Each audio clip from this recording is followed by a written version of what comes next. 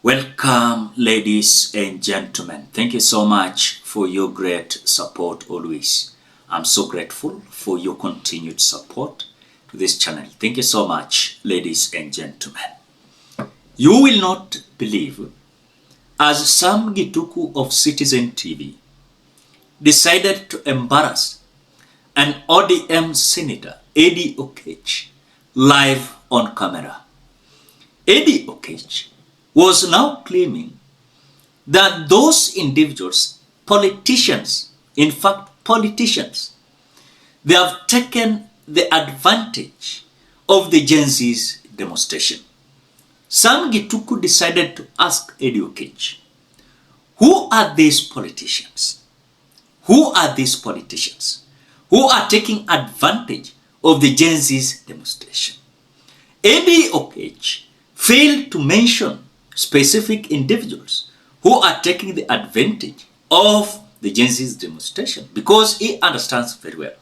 At the moment, he will mention the opposition led by Gachagua and Akina Kalonzo. They are taking the advantage of the Gen Z. I know he could have been told, what about the ODM having positions in the government because of the outrage of the Gen Zs? I want you to listen to the video, but before we listen to it, ensure you like the video. And like the video, you automatically support the work that I'm doing in this channel, because sometimes you watch and you forget liking the video. So this is just a reminder. As you watch, please consider liking the video. Thank you so much for that like. The context of the law is that we must protect the Gen Zs. You said, Senator, that the protests are organic and amorphous. Yes. But also their politicians who are taking advantage. There is political classes that are taking advantage of them, and there is also gangs that are taking advantage of those protests. What is political? I'll give you an example. Yeah. I'll give you a good example. After every protest that we have seen in this country, right? During the Gen Z protest that happened in last year, that was 2024. The entire time, for instance, ODM, where I come from, Baba was told by Gen Zs, because Baba is my leader in ODM party, stay at home. So after every protest happened, the account of those protests, you didn't see ODM making any comments about those protests, because it was not our protest. Our protest in 2023, whereas Azimio was clear that we called people to the streets. We used to take to brief the public. We went to protest yesterday. This and this happened in Kware, and there was this looting that happened in this place. Politicians are taking advantage. I'm getting to you. Sorry, I'm getting to that. Taking so much time. I'm getting to that because my question, because it's very specific. Yes, but I'm getting to that. Sorry, Senator, it's coming from your statement that there are political classes that are taking advantage of the protest. Who? Sam, can I just prosecute my point? Move. You spent 6 minutes. You've not given me an answer. Sam, this is not how we debate, honestly. If you don't give me time to explain myself... Who is taking advantage of the protest? And I'm giving you good context so that you understand. We're not having debates in vacuum. So we have seen the parallel. We draw parallels between the process of Gen Z. They didn't start yesterday. Last year there was protest of Gen Zs, and there are no people holding brief for those protests. In this year, we have seen once Gen Zs have gone to the streets, we have seen the opposition holding brief after those protests and claiming them to be and talking on behalf of those protests.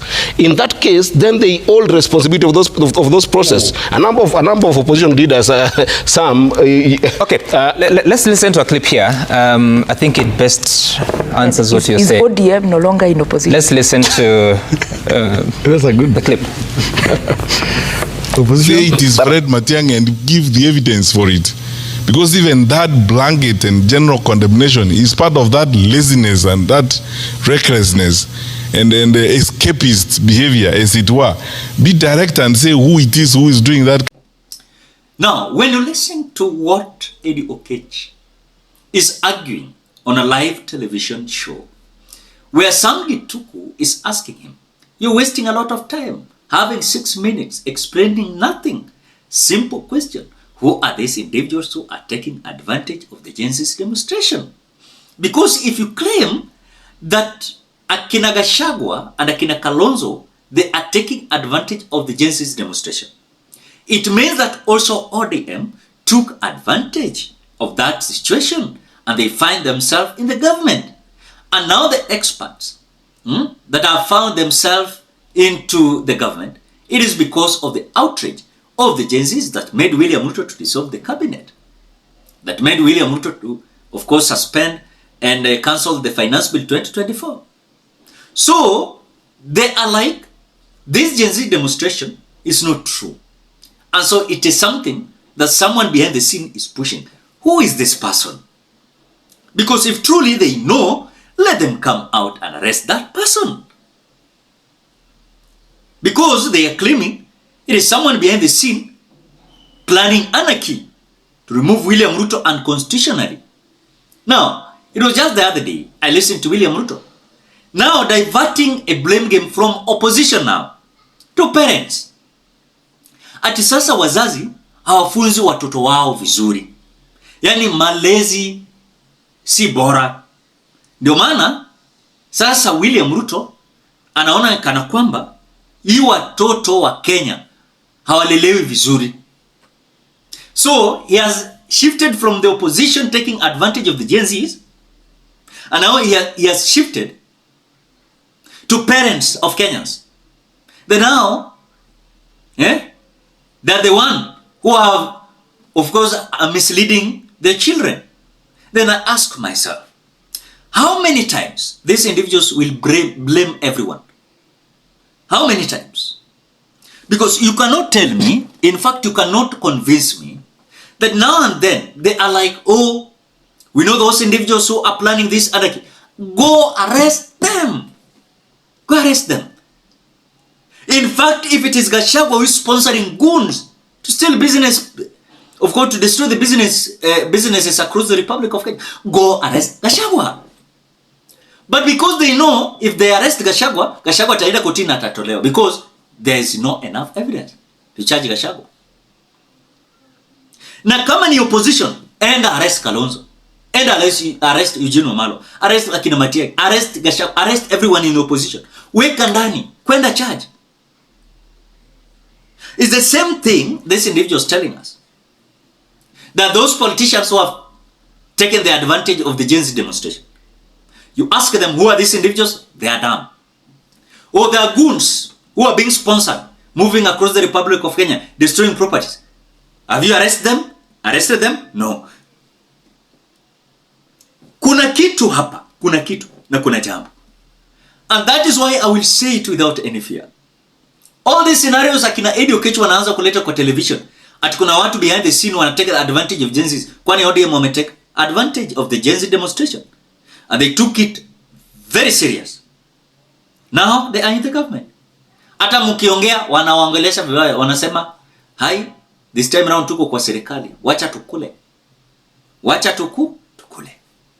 So it was so dramatic that now Eddie Oketch cannot even mention anyone.